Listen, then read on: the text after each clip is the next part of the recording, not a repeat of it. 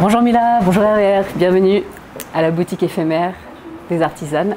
Bienvenue. Ce samedi 14 décembre, Hervé Radio a visité la boutique éphémère à Tarare pour découvrir les produits des artisans locaux. À l'origine, c'est une boutique qui nous est louée par l'Accord, la communauté de cette région. Donc, c'est vraiment un petit tremplin pour les artisans comme nous qui n'avons pas les moyens d'avoir une boutique toute l'année. Et ça nous laisse une très belle visibilité du coup sur la ville. Et les gens sont vraiment habitués à la boutique éphémère. Ils savent que tous les mois, il y a des nouveaux artisans qui peuvent découvrir. Pour cette année, on a décidé d'être 13. On a des producteurs locaux de produits essentiellement bio. Donc les producteurs travaillent la terre, transforment et revendent. Donc ça fait quand même 3 métiers différents. Donc on était très très heureux de les accueillir là parce que pour eux c'est pas simple. Donc ils sont pour certains Poulets et Charmeaux, Tell et Propière. Il y a Beaujolais qui est de la transformation d'ail. Ensuite, on a Christelle qui est tisserande, qui vient de Cublise. Et on est tombé vraiment amoureux de son travail. Et c'est vraiment très très joli.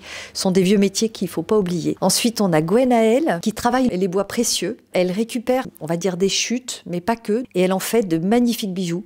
Régis qui, lui, travaille plutôt avec des bois de la région. C'est très artistique et très poétique ce qu'il fait. Encore du travail du bois, c'est Coralie qui, elle, travaille sur une machine à chantourner qui réalise de très très jolies choses, très raffinées, très fines, des dessous de plats, des jolis petits présentoirs pour mettre des fleurs séchées. Ensuite, de la broderie de Nonette, donc c'est Myriam qui nous a rejoint. Elle fait beaucoup de choses pour les enfants, elle a aussi tout un univers, Myriam, qui lui ressemble bien, très coloré. Au lavoir du Popet, de Saint-Romain-de-Popet, donc c'est Agnès qui transforme la cendre de bois en lessive et en produit d'entretien. Ensuite, les cosmétiques, c'est Muriel et moi. On ne peut pas parler de moi sans parler de Muriel et vice-versa. Je faisais du savon, Muriel faisait le reste des cosmétiques. On a rencontré également, il y a 3 ans de cela, une céramiste. Elle n'aime pas qu'on dise céramiste, elle est potière, qui se trouve à Chamboalières et qui adore partager son métier, qui fait beaucoup de stages, de petites formations pour expliquer son métier.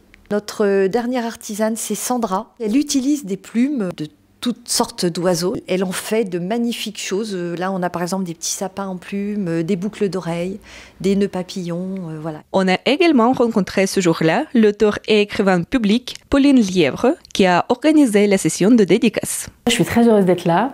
C'est Caro et Muriel qui m'ont invitée à participer à cette boutique éphémère. Et donc, Aloulaka, c'est un roman, c'est une fiction, mais c'est très inspiré de mes récits de voyage, d'expériences personnelles.